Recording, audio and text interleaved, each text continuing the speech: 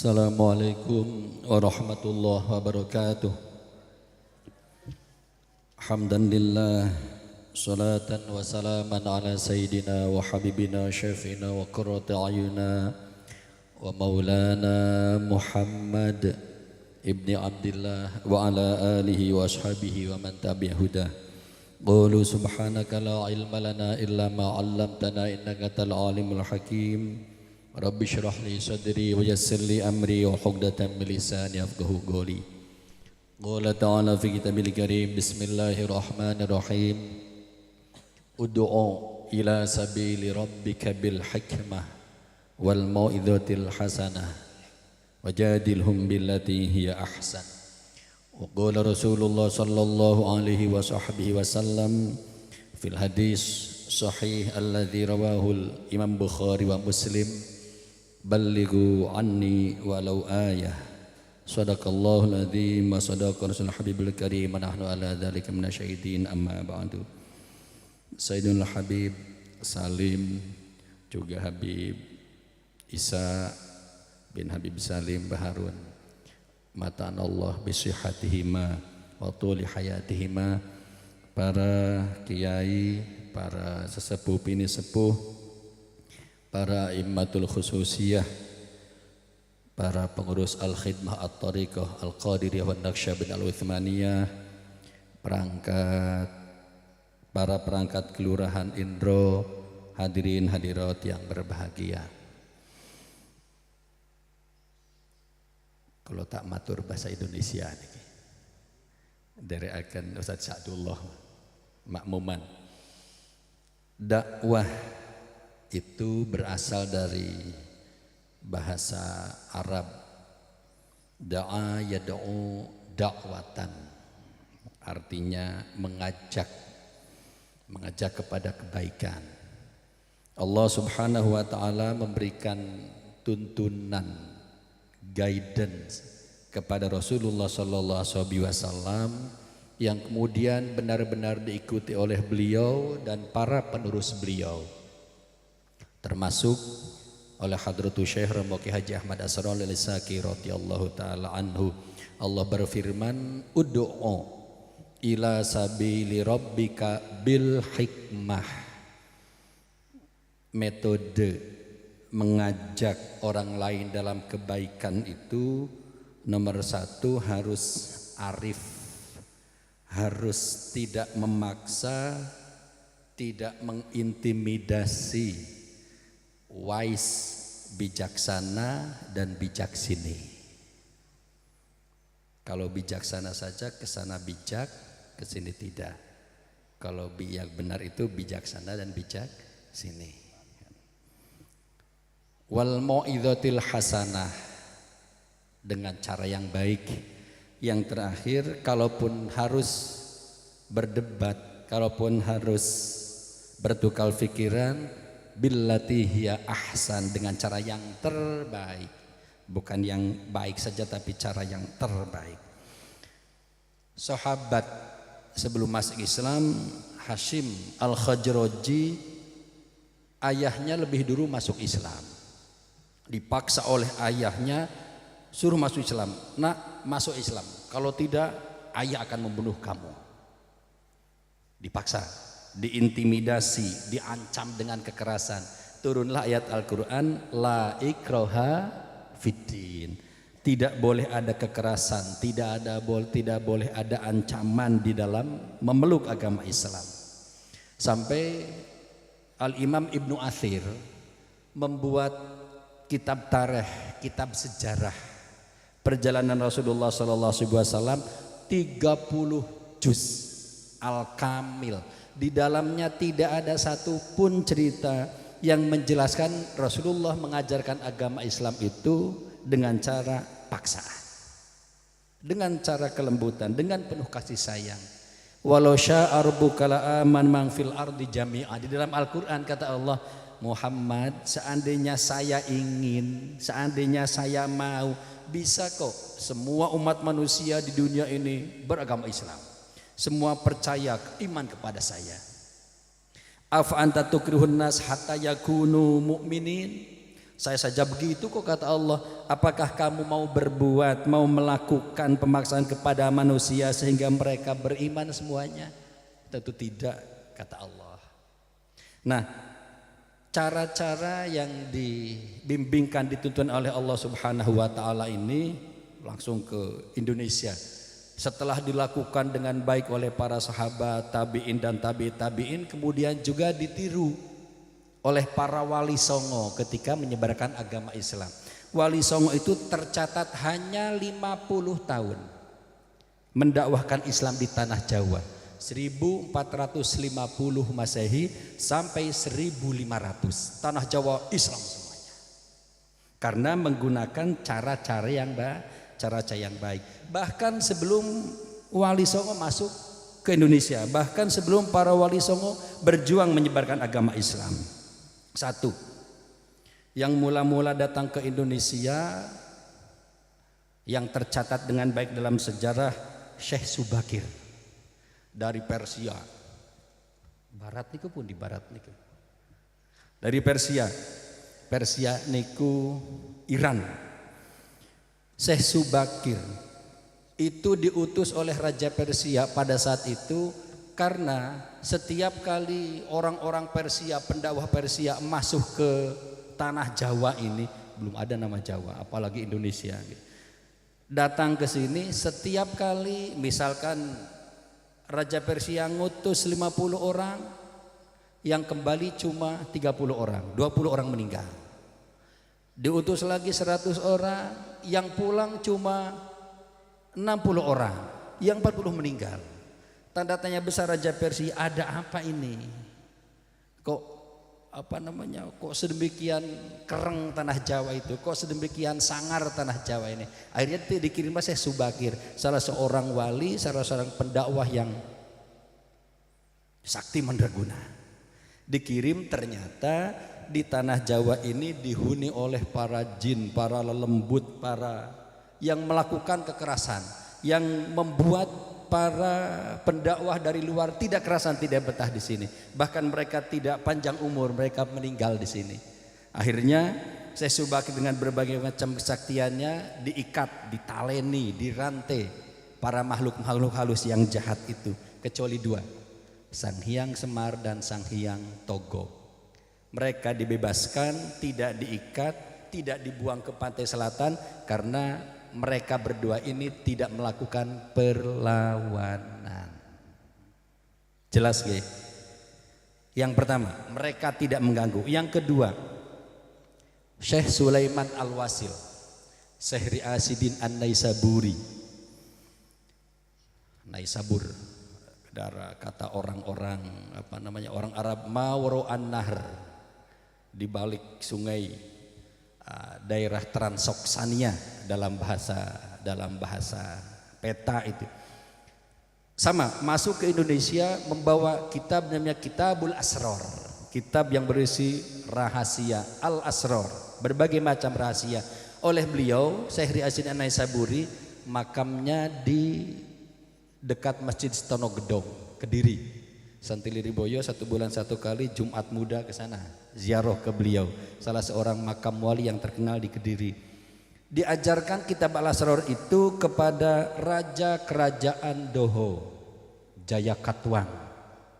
Diterjemahkan oleh beliau, jadilah ramalan Joyo Boyo. Ceritanya seperti itu Al-Asror. Beliau juga ajarkan, beliau akrab dengan salah seorang raja di Kalingga, Jepara, Ratu Siman.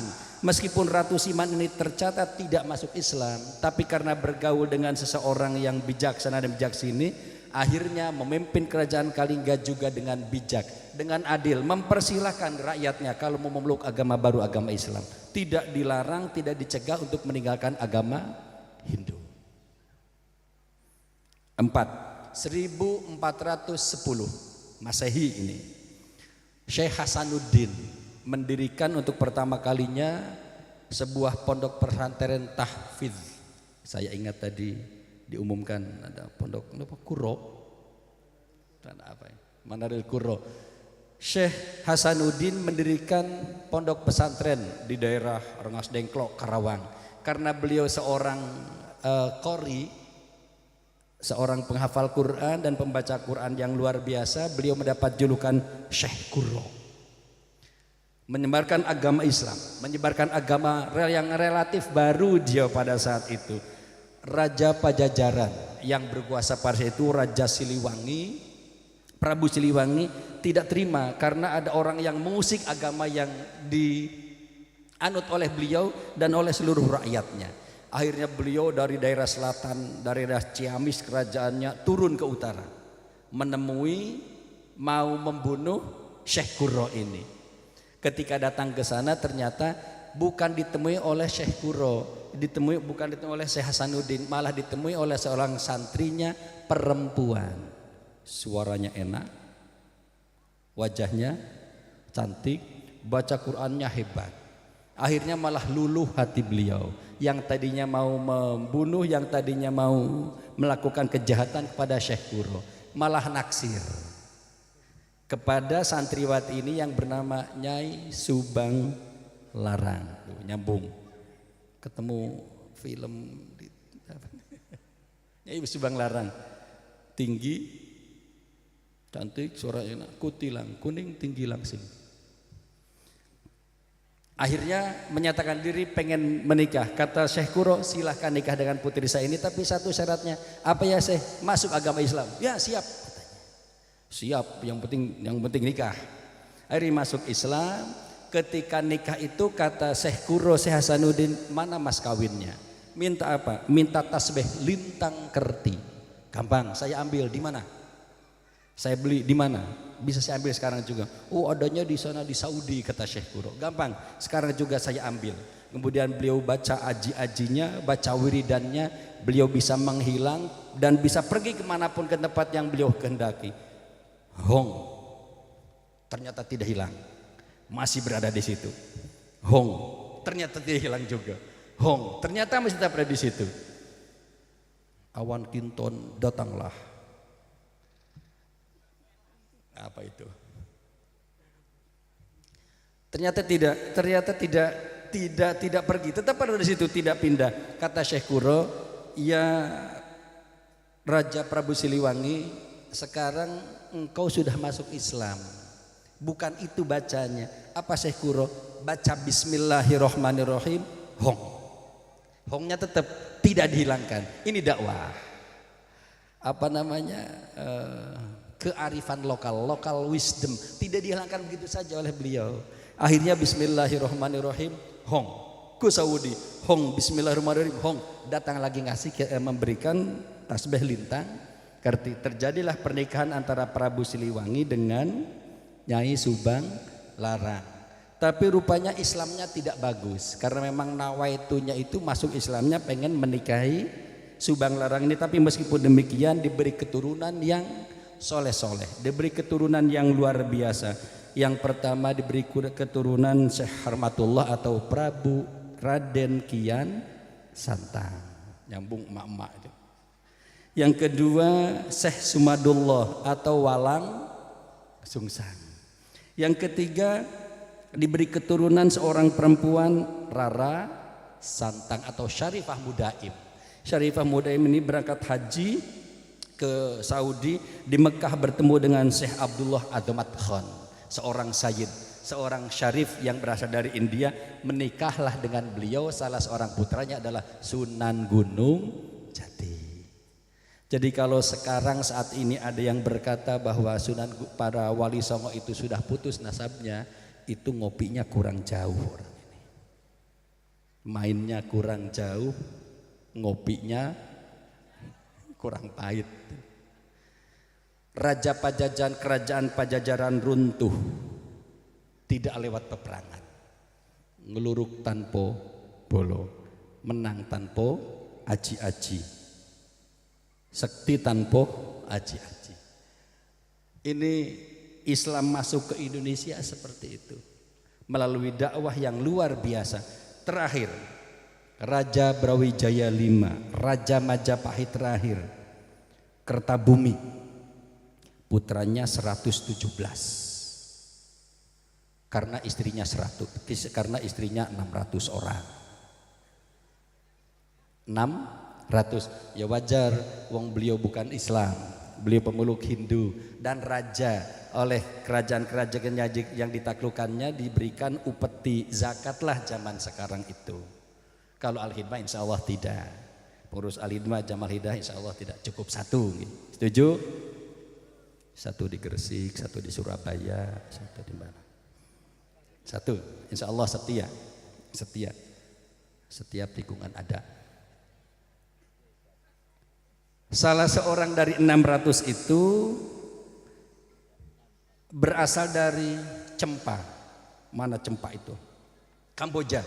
Kemudian terkenal dengan Putri Cempo, Siu Banci. Nikah masuk Islam, Cempo kan Islam. Menikah dengan Prabu Brawijaya ini, punya putra namanya Jibun. Nakal luar biasa. Kerajaan Brawijaya itu beberapa kali pindah pusat kerajaan, yang terakhir di Kediri. Karena nakal diusirlah Jibun ini, berangkat ke timur, jalan ke timur, akhirnya bertemu dengan Sunan Ampel di Pondok Pesantren Ampel Denta. Bergurulah beliau kepada Sunan Ampel sampai menjadi seorang yang alim, sampai lulus mondoknya, sampai pinter baca manakib, nabuh terbang berang. Diganti namanya oleh Sunan Ampel menjadi Raden Abdul Fatah. Setelah selesai mondok, beliau pamitan kepada Sunan Ampel, ya Sunan Ampel, saya ini adalah anaknya seorang raja, saya harus menyebarkan Islam, saya juga mau mendirikan kerajaan. Berangkat kalah ke barat sampai ke Demak, mendirikan kerajaan Islam pertama, Demak bin Toro. Ayahnya Raja Brawijaya ini nggak terima, kenapa anak saya ini kok malah masuk Islam, menyebarkan agama Islam yang baru. Saudara dari Raden Fatah ini, salah seorang adipati di Palembang, Aryadillah, dihubungi oleh Raja Brawijaya ini di WA, di Japri, enggak lewat grup, di Japri. Nah, ini kakak kamu malah masuk agama baru, ini bagaimana ini? Apa yang harus ayah lakukan? Dijawab dengan adipati Aryadillah, ayah mohon maaf, saya sendiri sudah lama masuk agama Islam. Mohon maaf, kalau kakak saya ini masuk Islam tidak salah, karena saya juga memeluk agama Islam dan menurut kami tidak agama yang benar. Akhirnya bagaimana? Raja Brawijaya V masuk Islam. Runtuhlah kerajaan Brawijaya yang sudah berdiri selama 300 tahun melalui jalur dengan tata cara pernikahan. Siro Diro Joyo Ningrat Lebur Dinding Pangas Tuti. Kerajaan, kekuatan, kekerasan, angkara murka, kedigdayaan kalah dengan kelembutan, kalah dengan kasih sayang. Wali Songo artinya akhirnya juga seperti itu, sama menyebarkan agama Islam, sama sekali tidak melakukan kekerasan. Sunan Kalijogo pakai pakaian dalang kayak Ustaz Sadullah, pakai pakaian dalang, mengadakan pagelaran wayang kulit. Setiap kali dakwahnya, untuk karcisnya silakan masuk, siapapun boleh menonton gratis. Syarat untuk masuk ke lokasi menonton wayang ini adalah dengan membaca kalimat syahadat, masuk Islam. Tidak terasa mereka. Sunan Bonang sama, beliau mengarang suluk, beliau mengarang syair yang berisi pujian-pujian kepada Allah Subhanahu wa taala. Dan ini juga dilakukan oleh imam-imam sebelumnya, oleh Pak Syekh sebelumnya. Imam Ahmad bin Hambal itu mengarang kitab Ghidaul Qulub, khusus berarti syair yang menjelaskan tentang kehebatan Allah Subhanahu wa taala. Sunan Bonang mengarang gamelan, membuat gamelan, dan ini juga dilakukan, sudah ada alat musik itu sejak zaman Rasulullah. Tol al-Badru alaina, ketika Rasulullah masuk ke Madinah itu disambut Tol al-Badru alaina dengan memukul rebana. Itu alat musik. Kalau ada yang mengatakan alat musik haram, berarti tidak mengerti sejarah orang ini. Jalaluddin Rumi, kitabnya Al-Mathnawi, membuat beliau sangat terkenal sampai orang-orang, para penyair, sampai para seniman barat begitu terkagum dengan beliau. Thariqah Ar-Rumiyah berdakwahnya dengan melakukan kesenian-kesenian yang luar biasa. Pendiri Al-Khidmah Hadratus Syekh Romo Ki Haji Ahmad As-Salahi Saki radhiyallahu taala juga sama. Beliau berdakwah dengan melakukan metode-metode yang tidak menghilangkan ciri khas kedaerahan. Al-muhafadzah 'alal qadim as-shalih wal akhdhu bil jadid al-aslah. Manakiban ini bukan dimulai oleh Mbah Yai Romli. Sampai sekarang masih ada setiap bulan Syuro acara besar di sana. Juga bukan dimulai oleh Mbah Yai Utsman radhiyallahu taala anhu, sampai ketika Mbah Yai Romli ada yang soan minta ijazah manakib, kata Mbah Yai Romli, ijazah manakib itu bukan punya saya, punya murid saya, maaf Utsman di Surabaya. Juga bukan dimulai oleh Hadratus Syekh, bukan. Manakib di tanah Jawa ini sudah ada sejak ratusan tahun yang lalu. Acara sebelasan itu sudah ada sejak ratusan tahun yang lalu. Hadratus Syekh hanya mengemas, Hadratus Syekh hanya menampilkan dengan tampilan-tampilan yang semakin menarik. Jadi teori beliau itu adalah kontinuitas, menjaga istiqomah apa yang sudah dilakukan oleh para syekh sebelumnya, oleh Jam'iyah Nahdlatul Ulama juga sudah dilakukan sejak ratusan tahun yang lalu, tapi beliau melakukan perubahan-perubahan, melakukan change, melakukan inovasi-inovasi sehingga manakib semakin menarik, maulid semakin menarik, bahkan tahlil istighosah beliau lakukan. Yang tadinya oleh Yai Utsman belum dilakukan oleh beliau semakin menarik. Tempat majelis zikir kalau dulu adakan di masjid-masjid sekarang sudah tidak lagi.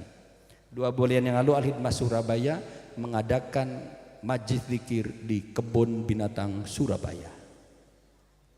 Tidak tanggung-tanggung, ulang tahun Kebun Binatang Surabaya, majlis zikir Al-Khidmah.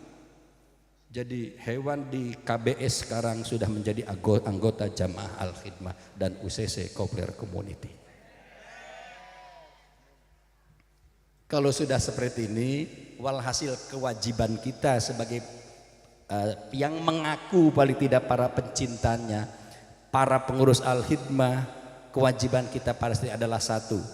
Apa yang dikatakan oleh Sayyidul Habib Abdullah bin Alawi Al-Haddad, wa mimma yasurrul qalba minni luzumukum. Di antara hal yang membahagiakanku, kata beliau, adalah kalian istiqomah, kalian tumaknina, kalian melanjutkan apa yang sudah aku mulai. Meskipun ini dikatakan oleh beliau, tapi sesuai dengan ilmu usul fikih, yang dilihat adalah bukan teksnya tapi konteksnya, bukan kalimatnya, tapi kenapa kalimat itu keluar. Kalau Sayyidul Habib Wali Kutub bin Abdullah bin Al-Haddad menyatakan seperti itu, maka para penerusnya, para wali-wali siapapun akan merasa gembira, akan merasa senang kalau amaliyah yang sudah dimulainya dilanjutkan oleh para pecintanya. Mudah-mudahan kita berikan kesehatan oleh Allah Subhanahu wa taala sehingga bisa rajin aktif mengikuti majelis-majelis ini. Kalau ada sumur di ladang boleh kita menumpang mandi. Kalau ada ceramah yang kurang silakan undang saya lagi. Assalamualaikum warahmatullahi wabarakatuh.